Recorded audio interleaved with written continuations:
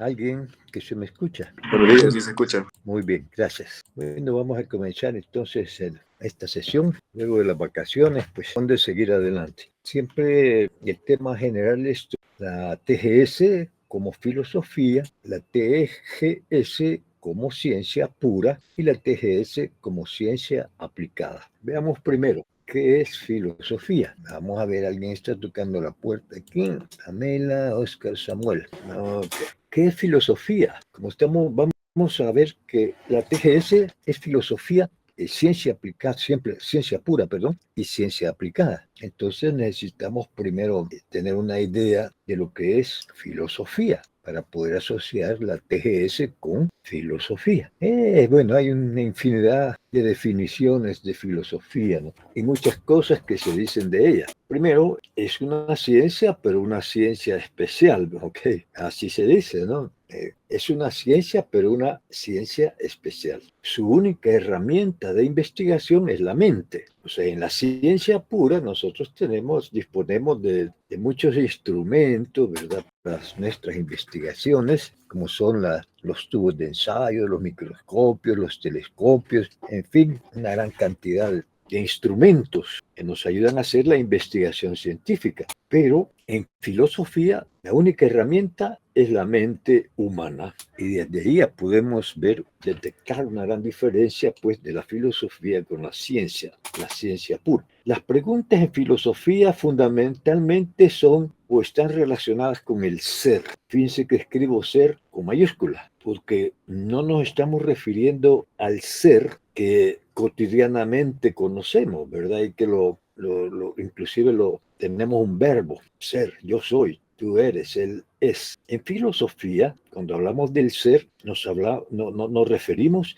a la esencia de las cosas. Entonces, en el lenguaje cotidiano yo digo, yo soy ingeniero, yo soy docente universitario. En filosofía, la cuestión es, ¿y yo qué soy? ¿Qué soy en realidad? Para comenzar, ¿verdad? ¿Qué soy? ¿Soy mi cuerpo? ¿Soy mi mente? ¿Soy mis pies? ¿Soy mis manos? ¿Soy esta figura que se refleja en el espejo? ¿Qué soy? Otra pregunta. Alrededor del ser, de este ser que estamos hablando, de la esencia de las cosas. ¿Y cuál es mi propósito? O sea, ¿por qué estoy yo aquí? ¿Qué propósito tiene este existir que tengo? Y las distintas corrientes filosóficas contestan estas preguntas según su perspectiva, pues la perspectiva de esa corriente filosófica, el existencialismo, el idealismo, corrientes filosóficas. Pero fíjense cómo es la filosofía. Va a lo esencial, a lo que ellos le llaman la causa última. Es la madre de todas las ciencias. Aunque sin filosofía no hay ciencia.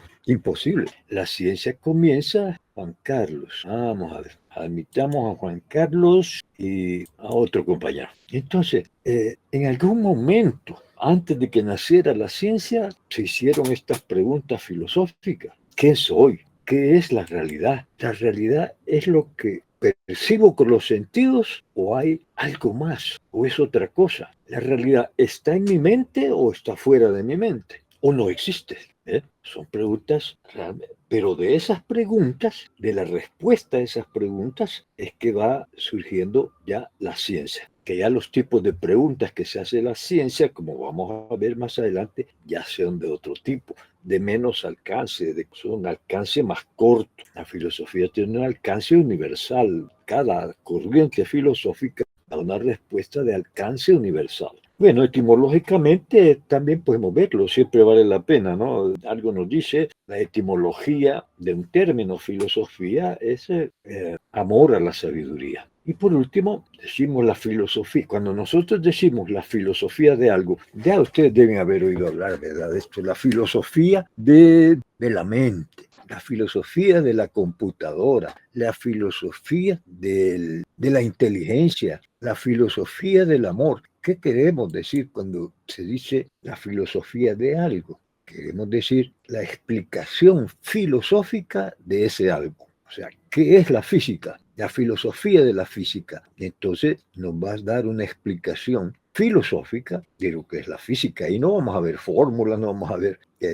matemática, sino que vamos a ver cuál es la esencia, el ser de la física. Rosenau y Ludwig hacen referencia a la filosofía así. Filosofía es la ciencia sobre las leyes universales que se hayan subordinados a las que se hayan subordinados. Tanto el ser, fíjense que yo ser lo pongo, aquí no lo puse con mayúscula, pero lo he recalcado. O sea, el ser como esencia de las cosas. Repitiendo, ciencia es la ciencia sobre las leyes universales a que se hayan subordinadas tanto el ser como el pensamiento del hombre. La cuestión fundamental de la filosofía como ciencia especial estriba en el problema de la relación entre el pensar y el ser. Pues algunos filósofos como Descartes llegan a la conclusión de que mi esencia, la esencia del ser humano, es su pensamiento. Bueno, es una relación entre el pensar y el ser. Hay otros, los idealistas, ¿verdad?, que llegan a concluir que la relación, o la esencia, más bien dicho, la esencia del ser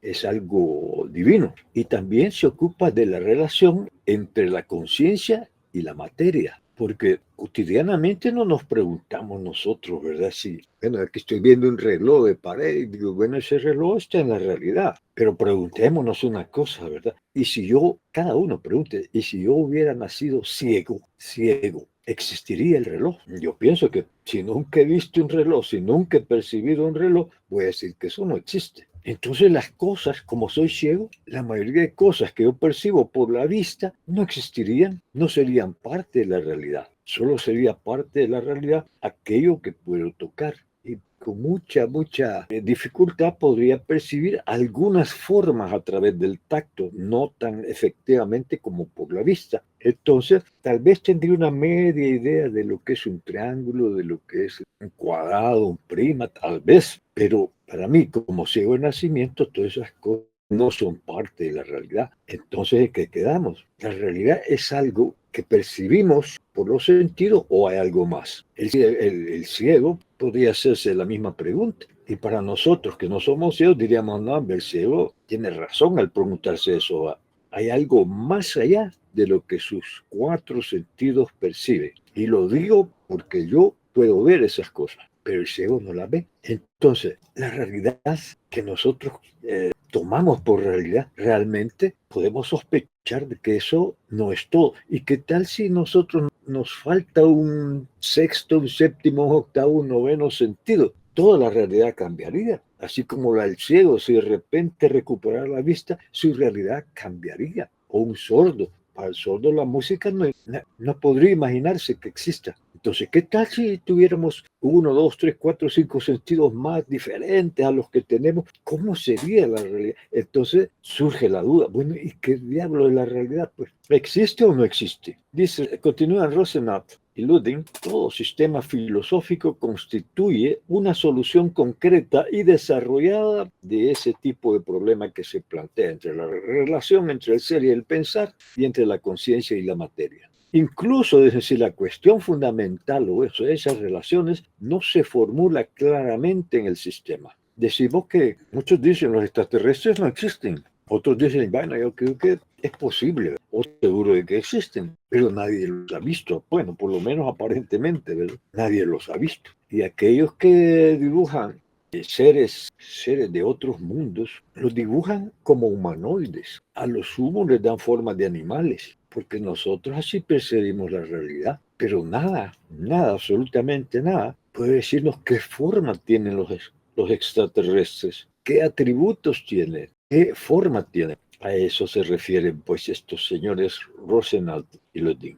Bueno, ya os he dado una idea de lo que es la filosofía. ¿Qué entendemos por filosofía? Y recuerden que estoy presentando esto porque decimos que la TGS es una ciencia, es una filosofía. ¿Qué es ciencia? Ciencia la definimos como un sistema de conocimientos ordenados, formados históricamente. La veracidad de esos conocimientos se comprueba y se puntualiza constantemente en el curso de la vida, en el curso del quehacer social. Ya sabemos, ¿no? O sea, nosotros confiamos en la ciencia. Tiene una fuerza que radica en el carácter general primero. O sea, fuerza igual a masa por aceleración. Bueno, es general, universal, necesario y objetivo. Entonces, contrasta, ¿no?, con la definición de los mismos filósofos Rosenthal y Boden, lo que es la ciencia, lo que es la filosofía. En la ciencia, el instrumento de investigación es la mente. Aquí en la ciencia tenemos,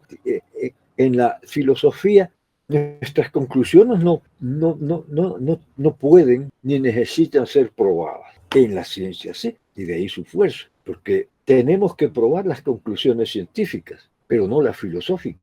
La condición de una filosofía, una corriente filosófica, una conclusión filosófica, la única condición es que sea racional. No nos podemos inventar cualquier cosa, ¿verdad? Tiene que ser algo racional. Es la única. Cuando ciertas corrientes filosóficas llegan a la conclusión de que estamos aquí sin ningún propósito, no tenemos propósito. Dicen estas corrientes filosóficas, ¿no? O sea, nacemos y morimos y ya estuvo. Para nada, no hay nada. De ahí que surgen las religiones, ¿verdad?, que es bien distinto a la filosofía. Las religiones, estas no tienen esa característica de la ciencia. Primero, de la filosofía. Las religiones no son racionales, son explicaciones, digamos, generosamente, digamos, dogmáticas. Nos dicen que eso lo dijo un ser divino o lo hizo un ser divino. Y ahí no hay prueba de nada, pero no es filosofía porque no es racional. No se puede asimilar en la mente, excepto que voluntariamente, digamos, vamos a creer en esto. Y cada religión con sus divinidades, ¿verdad? Los mayas con Gukumats. Los mayas tenían varios dioses, ¿verdad? Pero digamos que a mí el que el personaje que más de estos dioses es Gukumats. Los hebreos tienen una confusión ahí entre un tal Yahvé y un tal, ¿cómo se llama? Los católicos tienen tres dioses que dicen que es uno, es tres y es uno. Los romanos, los griegos, bueno, pero todo es dogmático. Se acepta como verdad, sí o sí. En cambio, la filosofía, la conclusión tiene que ser racional, o sea, que nosotros podamos seguir una línea de razonamiento que nos lleva a, como a veces especular y a veces a concluir definitivamente sobre algo. Difícilmente al existencialismo se le puede, digamos así como Sartre, se le puede discutir de que venimos a este mundo sin propósito. O sea, estamos como aventados, ¿verdad? Nacemos al azar. Pudimos haber sido o no haber sido. Y eso se decidió, ocurrió en términos de minutos, el acto de mi creación, de la creación de mí. Que si hubiera ocurrido alguna cosa en esos 15, 20, 30 minutos, pues no existiría. Y luego, dicen los filósofos, de la única cosa que estamos seguros es que vamos a morir. Pero se puede seguir. En una corriente filosófica se puede seguir un razonamiento que nos lleva a especular o a concluir sobre algo, sobre el ser de algo. La ciencia se divide en dos clases, ciencia pura y ciencia aplicada. La ciencia estudia el mundo de lo sensible, o sea, aquello que podemos percibir con los sentidos, los 5 sentidos, nada más. Si hay algo que no podemos percibir con los sentidos o auxiliados, modernamente nos auxiliamos de aparatos, ¿verdad?, telescopios, o sea, lo que antes no percibíamos, ahora sí lo percibimos. Tiene que ser experimentable en la ciencia y comprobable, o sea, podemos reproducir lo que estamos estudiando y comprobar que cada vez sucede lo mismo. Entonces ya es un conocimiento científico. Hay un cierto límite que se aproxima, por ejemplo, la teoría del Big Bang. Es una teoría científica, pero no es experimentable ni comprobable. Se puede percibir con los sentidos. Últimamente, pues, con estos telescopios, ¿verdad?, de gran potencia, pues sí,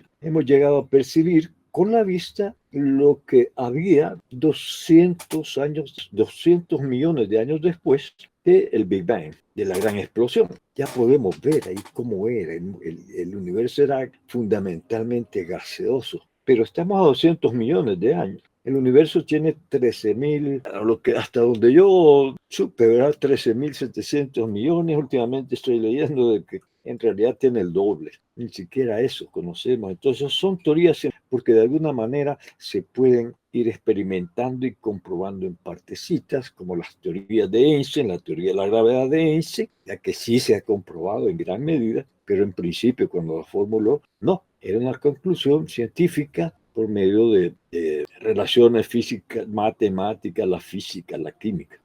Otra cosa, mire, la ciencia no es buena ni es mala. La ciencia es simplemente la verdad de las cosas descubiertas hasta un cierto momento, lo que llamamos conocimiento. Lo que se acepta como verdad se incorpora al conocimiento, pero no es buena ni es mala. Mire, la energía nuclear, que es quizás la energía más potente que existe en el universo, se usa para el bien. Podemos crear instalaciones nucleares para producir energía para iluminar ciudades. Entonces, miles, cientos de miles, millones de seres humanos se benefician de obtener visibilidad en la oscuridad, cuando la oscuridad es lo que predomina. Y lo hacemos a través de la energía nuclear, estableciendo, fabricando, construyendo plantas nucleares. Entonces, es para el bien. Pero también la se usa para el mal, pero no es la ciencia la que es mala o buena, es la aplicación que se le da. Podemos utilizarla, y se ha utilizado, pues se utiliza la energía nuclear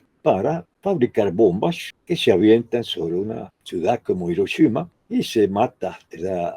200.000 personas, las que están más cerca de la explosión se evaporan, sus cuerpos se evaporan, así tal y como sea, literalmente se evaporan o sea, en la cercanía de una explosión nuclear lo que tenemos es una temperatura equivalente a la del Sol, a la del núcleo del Sol. Es cuestión de segundos, minutos, tal vez. Entre más lejitos, menos el efecto. Después viene el efecto de la radiación. Por lo menos 300.000 gentes sobrevivieron, pero quedaron desfiguradas completamente. Entonces, la ciencia no es buena ni es mala. No sirve sí sirve, ¿verdad? Se utiliza para el bien o para el mal, pero la ciencia no tiene, la ciencia, la academia, de la cual nosotros somos parte, ustedes y yo somos parte privilegiada, pertenecemos a la clase académica, lo que equivale a decir a la clase científica, en una u otra medida. Pero eso no nos hace ni buenos ni malos. Depende para qué utilicemos los descubrimientos de la ciencia. Comparemos filosofía y ciencia entonces. La filosofía estudia lo inteligible. O sea, cuando decimos inteligible queremos decir lo que la mente percibe. O sea, se dedica al estudio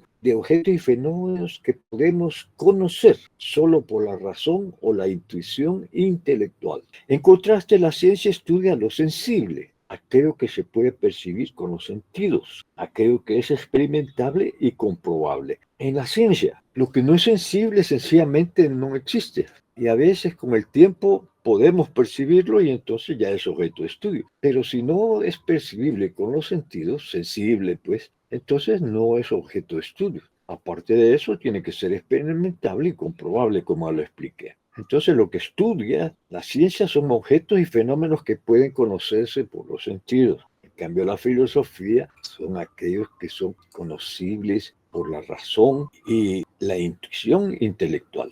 Todo relacionado con la mente. La filosofía estudia causas últimas. ¿Se escucha? Por favor, si alguien me confirma. Ok, gracias. Bueno, hubo una interrupción aquí. Vamos a seguir. Estamos hablando, comparando la filosofía con la ciencia. Entonces decíamos que la filosofía estudia las causas últimas, en cambio la ciencia estudia causas próximas. Y entendíamos, y ahí me había quedado, ¿qué entendemos por causa última en filosofía? Es la explicación esencial de la existencia de cualquier cosa. Y eso se le llama en filosofía la causa última. Y el término causa tal vez nos traiga la idea de la relación causa-efecto de la física, ¿verdad? Pero aquí en realidad no estamos hablando de eso, sino que la explicación esencial de la existencia de algo, o sea, lo último que explica la existencia de algo. Y la ciencia causas próximas. La filosofía abarca todas las cosas. La ciencia se divide en ramas, abarcando cada una un conjunto particular de cosas. Ramas en filosofía, en todos los casos comprende todo, ¿verdad? Pero hay ciertas ramas que no está separada una de las otras. La lógica, la ética, la estética y la metafísica. Esas serían, digamos, como las 4 ramas de la filosofía. En cambio, en la física, ya todos sabemos, ¿verdad? Física, en la ciencia, perdón, ciencia pura o ciencia, tenemos ramas como la física, la química, la biología, la informática, cada una yendo prácticamente independiente de las otras, básicamente una rama independiente de las otras. En filosofía realmente es un todo, la lógica, la ética, la estética y la metafísica. Las preguntas que nos hacemos en filosofía, ¿verdad?, están relacionadas, como decía antes, ¿qué es ser? ¿Qué es el universo? ¿Qué es la vida? ¿Qué es la realidad? El tipo de preguntas en filosofía. En la ciencia, preguntas típicas, ¿verdad? ¿Cómo se propaga un virus? ¿Qué estructura tiene una célula? ¿Qué es la gravedad? Son preguntas bien distintas. Las de la filosofía son más universales. Las preguntas en la ciencia son más especializadas, digamos, en campos de especialización. Entonces veamos la TGS. ¿Qué es la teoría general de los sistemas? Mire, es filosofía, es ciencia básica y es ciencia aplicada. Las tres cosas. Es filosofía en los términos que he explicado que es la filosofía. Entonces, tan filosofía como el idealismo, el existencialismo, el realismo, etc. También es ciencia básica, como la física, la química, la biología. Pero la TGS tiene un enfoque distinto, no es un enfoque integral, pues. Y es ciencia aplicada como la ingeniería, la medicina o la tecnología. Entonces, en ingeniería, en medicina, tomamos las conclusiones de la ciencia básica y con base en ellas que construimos los artefactos que construimos, que creamos. Y lo mismo la medicina, toma las conclusiones de la ciencia básica y las aplica, ¿verdad?,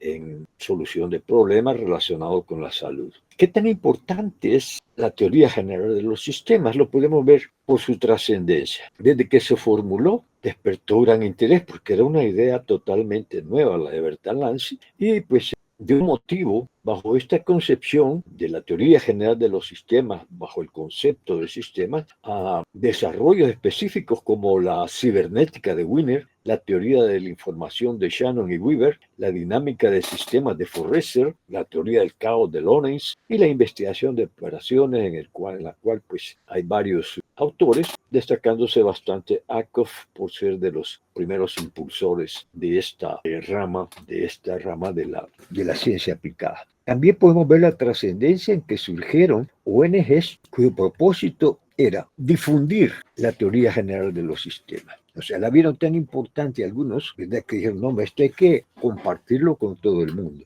Permítame un momentito. Bueno, entonces decía que surgieron estas ONGs que tenían como propósito difundir la teoría general de los sistemas y también desarrollarla, porque la teoría de los sistemas es una concepción de la realidad, pero que está en desarrollo. Todavía hoy está en desarrollo. Dentro de estas ONGs tenemos el Alliance for Health Policy and Systems Research, 1999, y Society for General Systems Research, del cual pues, fue fundada por Ackoff, de las primeras, ¿verdad? 1954, o sea, a mediados del siglo pasado. 54 y 51 se formuló.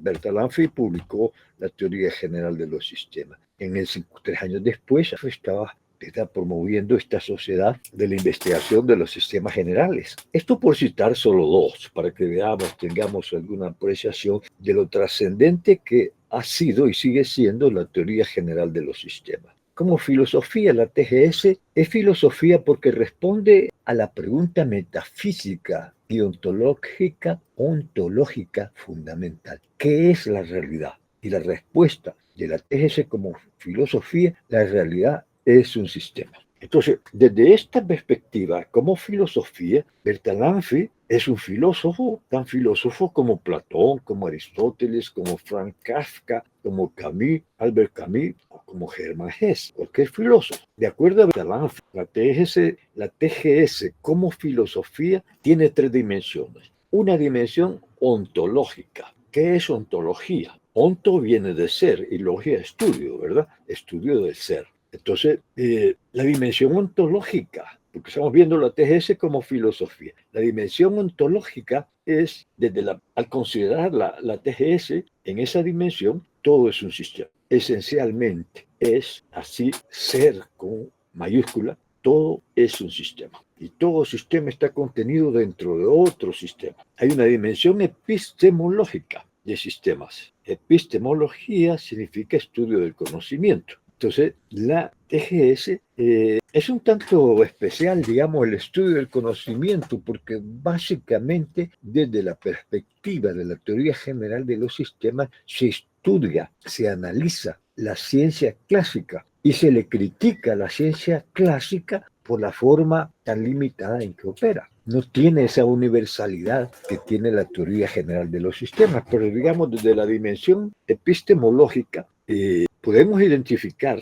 esa dimensión en la teoría general de los sistemas de Bertalanffy en cuanto a que contrasta la ciencia con el concepto de sistema, la ciencia clásica con el concepto de sistema y encuentra muchas deficiencias en la ciencia clásica. Les voy a decir un ejemplo así para clarificar esta cuestión, ¿verdad?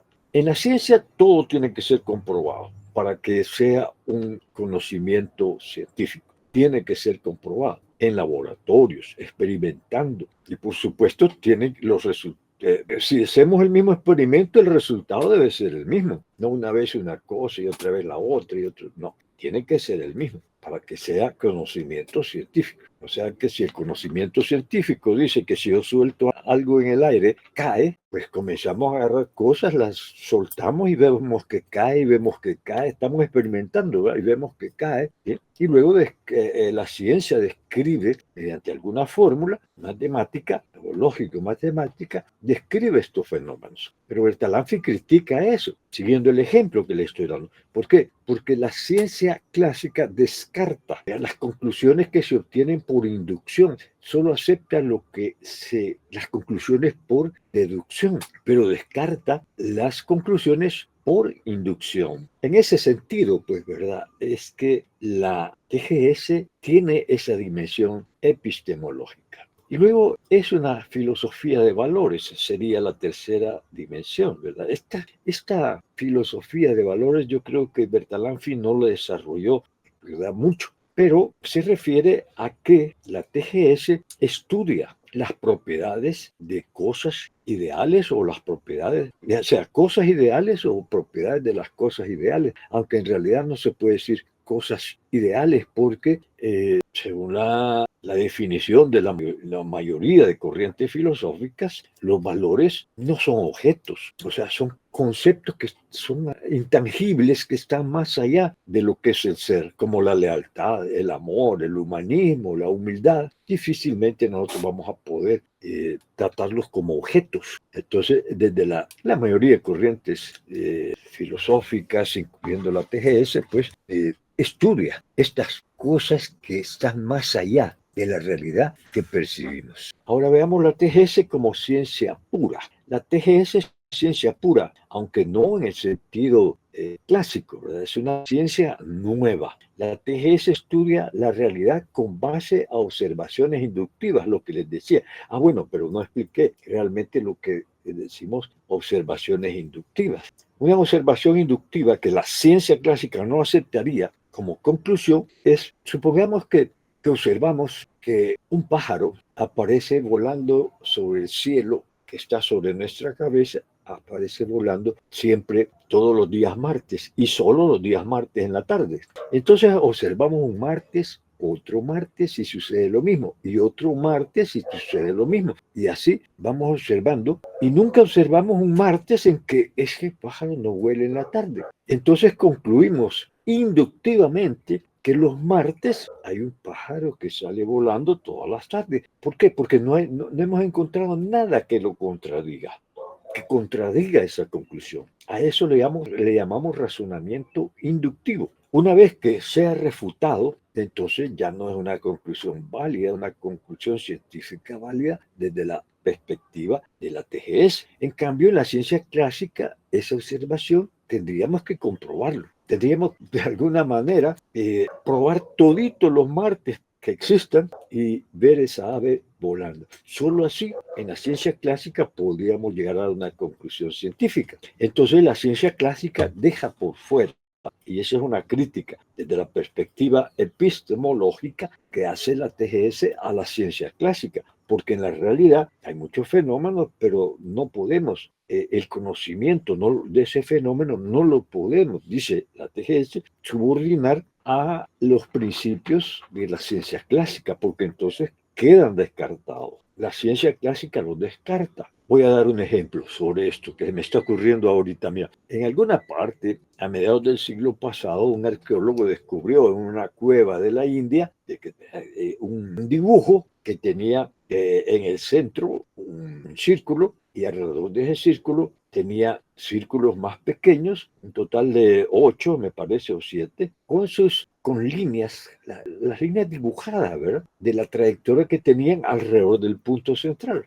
A los arqueólogos se les ocurrió que eso era un diagrama del sistema solar, pero cuando se le presentó el hallazgo a la ciencia, no aceptó esa conclusión, o por lo menos una teoría, porque esa cueva, al calcularle la edad, tenía como 30.000 años, 20.000, 30.000 años de que ese dibujo fue hecho. Entonces no podía ser una conclusión científica desde el punto de vista de la ciencia clásica, porque la configuración del sistema solar se descubrió hace unos cuantos siglos. No puede haber habido, se dice la ciencia clásica, una percepción del sistema solar tan remotamente como 20.000 años, cuando ni siquiera el Homo sapiens se había desarrollado. Esto está en el libro El retorno de los brujos de Jean-Jacques Verguer. Entonces hay observaciones inductivas que las TGS las toman cuenta y hay deducciones deductivas que son las únicas que acepta la ciencia, pero las deductivas también las acepta la TGS, o sea, acepta los dos tipos de razonamiento. La TGS se aproxima y modela la realidad de modo consistente por medio de un marco conceptual común para todos los sistemas. Eso es esencial en la teoría general de los sistemas. Marco es conceptual común. Y si algo nos impide avanzar en la aplicación de la TGS es que, a pesar de que hay propuestas, sobre todo la de Arkoff, de un marco conceptual común a todas las ciencias, a pesar de eso, pues todavía se ha avanzado bastante, pero realmente comencemos por el concepto de sistema, que es válido para todas las ramas de la ciencia. Y luego las propiedades generales de los sistemas, como que tienen entradas, tienen salidas, son dinámicos, son estáticos, son concretos, son abstractos, en fin, son aplicables para todos los sistemas, para todas las áreas de conocimiento. En cambio, en la ciencia clásica, el conocimiento está como segmentado. La TGS mantiene una perspectiva holística. O sea que siempre que nosotros practicamos la TGS, estamos viendo lo que estamos estudiando, lo percibimos como un todo que además tiene un entorno, que no está solito. Fuerza igual a la masa por aceleración, dice la ciencia clásica, es comprobable, pero para comprobarlo hay que crear un ambiente aislado, vacío prácticamente, y entonces se cumple la ley y se prueba y se acepta, ¿no? Pero desde la perspectiva de la TGS, fuerza igual a masa por aceleración, así, ¿verdad? O sea, ahí la TGS va a tomar en cuenta el entorno, y en el entorno hay fricción, donde la masa reposa y se mueve por la fuerza. Hay fricción, hay corrientes de aire, hay temperaturas variantes que afectan el fenómeno. Entonces la realidad, si se cumple la conclusión de Newton, fuerza igual a masa por aceleración, es válida, pero siempre y cuando lo pongamos en un ambiente ideal, imaginario. En la realidad es aproximadamente correcta, pero no totalmente correcta. La TGS no es una ciencia en el sentido tradicional, sino una perspectiva científica. O sea, perspectiva científica es una forma, perspectiva se entiende como una forma de ver la realidad que no es única, sino que la realidad la percibimos a muchos factores mentales o reales, es que la realidad está ahí afuera. Cada persona, cada individuo tiene su perspectiva. Sin embargo, a partir de su marco conceptual, ese que queremos generalizar para todas las ciencias, permite observar, investigar, analizar y sintetizar de manera efectiva y eficiente cualquier sistema. Entonces es ciencia pura. Si nos permite observar, investigar, analizar y sintetizar un fenómeno, entonces es ciencia pura. Objetivos originales como ciencia pura. Impulsar el desarrollo de una terminología. Fíjense cómo se insiste en la TGS de una terminología general. Pues, a estas características generales y comunes a todos los sistemas le llamamos lo mismo, entonces vamos a poder integrar grupos multidisciplinarios para el estudio de ciertos sistemas. Desde la perspectiva de la TGS, esa es una de las cosas que se busca. O sea, un ingeniero informático trabajando en equipo con un biólogo, con un fisiólogo, para un determinado propósito. También persigue desarrollar leyes, sino que desarrollar o descubrir leyes que se apliquen a cualquier sistema, al comportamiento de cualquier sistema. Y por último, pues, el objetivo original es promover la formalización de estas leyes. O sea, formalización quiere decir expresarlas mediante expresiones lógico-matemáticas, expresarlas en lenguaje matemático. Muy bonita la teoría general de los sistemas, pero mire, estamos lejos se ha avanzado bastante en esto, pero todavía, inclusive en la terminología general, no se sigue, no, hay falta de educación. ¿Por qué? Porque en las universidades se ha avanzado bastante, como digo, pero en las universidades no se enseña la teoría general de los sistemas, no se enseña a pensar en sistemas, a concebir todo como un sistema, sino que nos vamos por la línea de la ciencia clásica. Entonces llegan los políticos, los estadistas, y toman decisiones. Vamos a incrementar el IVA, dice, 2 puntos, 15%. Pero eso, estamos hablando de un sistema económico en lo cual ese acto tiene repercusiones que sin enfoque de sistemas no se pueden percibir. Ahí solo se ve, bueno, incrementamos 2 puntos y no vamos a tener ingresos al presupuesto nacional de tantos cientos de millones o miles de millones. Y se sorprende cuando no se logra, cuando comienza a surgir por aquí, a surgir problemas, desempleo, huelgas, que aumenta el salario mínimo. En fin, se van descubriendo estas cosas a medida que van ocurriendo, pero no se previeron por falta de enfoque de sistema. Los sistemas no están aislados. Tenemos este principio clave que se llama totalidad orgánica, que dice, una cosa es, en el sentido de ser, por las relaciones que mantiene con su entorno. O sea, en la teoría general de los sistemas, el entorno conforma una explicación esencial. Y ahí estamos en la dimensión ontológica, ¿verdad?, de la TGS, una explicación esencial de por qué un objeto o un fenómeno o una conducta. El enfoque tradicional es inorgánico, o sea, se confunde el árbol con el bosque. Se ve el árbol y no se ve el bosque o se cree que el árbol es el bosque. Bertalanffy dice que con este principio la TGS responde al agotamiento e inaplicabilidad de los enfoques analíticos reduccionistas y sus principios mecánicos causales que son propios de la ciencia clásica. Entonces no estamos hablando de en el aire, pues ni verdad está hablando en el aire. Si nos ponemos a pensar en todas estas cosas, pues tenemos que irlas aceptando realmente. Ahora, como estrategia de investigación, dado que es ciencia pura, entonces debe tener métodos, estrategias de investigación. Y fundamentalmente son 2. Visión introspectiva,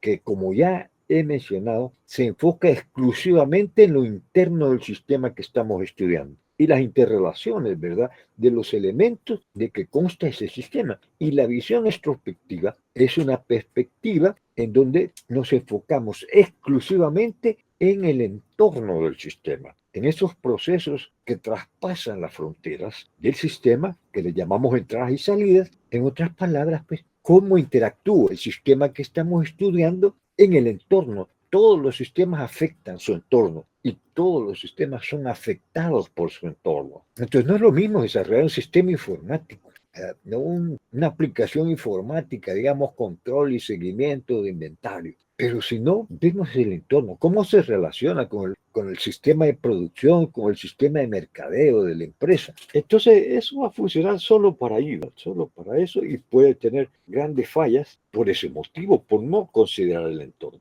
Ahora, como ciencia aplicada, que es al final de cuentas lo que a mí me interesa en este curso, ¿no? Pero tenemos que tener ese background de la TGS como filosofía y como ciencia pura. pero lo más interesante para nosotros, digamos, en este curso es como ciencia aplicada. ¿Cómo aplicamos los conceptos, los principios de la teoría, los modelos, el metamodelo, ya en la solución de problemas reales? Para comenzar, sus características estimulan la investigación multidisciplinaria. Lo que decía, puede trabajar un ingeniero con un biólogo o un ingeniero con un astrónomo. Hoy ya está bastante desarrollado ese principio. Hay carreras que son multidisciplinares. Ahora, la TGS como ciencia aplicada propicia un ambiente de interacción efectiva, digamos, y hasta eficiente entre investigadores de distintas disciplinas. ¿Por qué? Porque si yo, como ingeniero, he adoptado el enfoque del sistema y un médico ha adoptado el enfoque del sistema,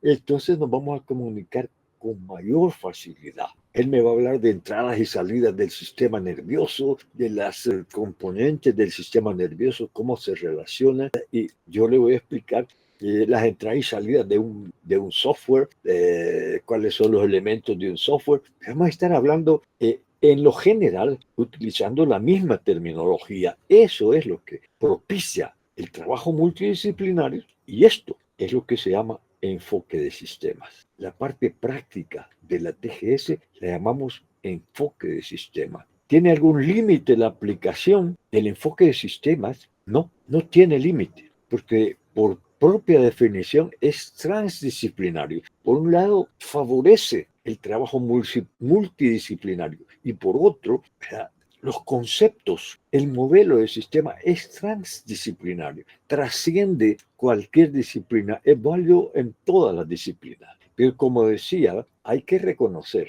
como practicantes de la TGS que el enfoque de sistemas está en desarrollo. Falta mucho, va a ir creciendo a medida que se identifiquen más isomorfismos entre los distintos dominios de la ciencia. Y cuando hablamos de isomorfismo, quiere decir, y esta es la parte científica, ¿verdad?, de la TGS, investigar este fenómeno en química. Se define de esta manera, y en informática se define de otra manera, pero es lo mismo. O sea, desde el punto de vista general de los sistemas, son lo mismo. Por lo tanto, podemos, ahí es donde se identifica el isomorfismo, y entonces ya extendimos la aplicación de la TGS, o sea, el enfoque del sistema, lo hemos extendido. Cada vez que descubrimos un isomorfismo, estamos extendiendo el enfoque del sistema.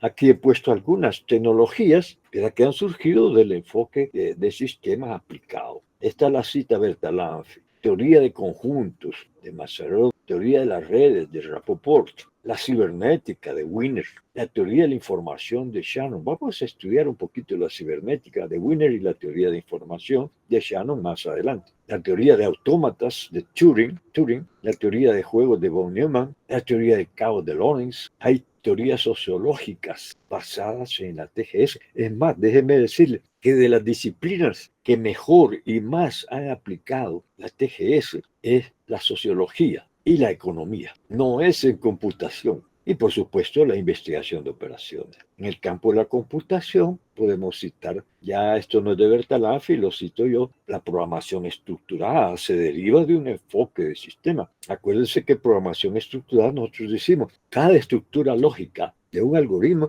solo tiene una entrada y una salida. Y esa es una regla, y por lo tanto todo el ensamblaje de un algoritmo, el ensamblaje completo solo tiene una entrada y una salida. Eso es esencial, pero está basado en la teoría general de los sistemas. La tecnología orientada a objetos, que comprende un montón de técnicas, programación orientada a objetos, análisis orientado a objetos, diseño orientado a objetos, bases de datos a objetos. En general, todo esto se llama tecnologías orientadas a objetos. Tenemos, digamos, sistemas operativos, pues, se aplica la teoría general de los sistemas, y lo que facilitó, pues, crear sistemas operativos. Jóvenes, si tienen alguna pregunta, nos hemos pasado bastante de esto, pero por esa problemita que tuve, piensen si tienen alguna pregunta mientras paso lista o alguna duda. Aprovecho para decirles de que de vez en cuando se da alguna interrupción como la que se ha dado hoy. En ese caso, pues yo les recomiendo esperarse, porque yo voy a hacer lo imposible para recuperar y continuar la sesión,